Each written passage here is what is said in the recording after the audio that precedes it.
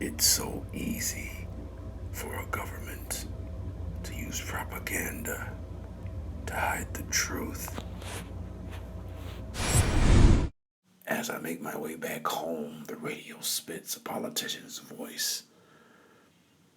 It tells me if you come to the age of 50 and you own no land and property, you're useless.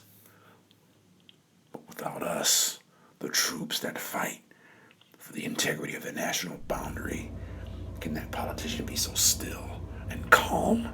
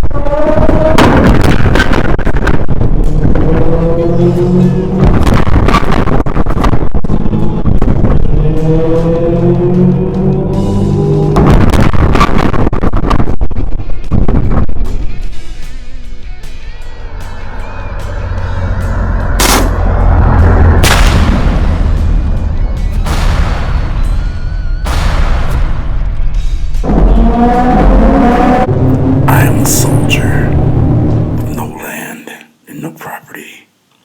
When I see my teammate on the tank waving hands to me after my daily duty, I feel so glad that I can safely return home, back to my seat, inside the tank, my temporary shelter.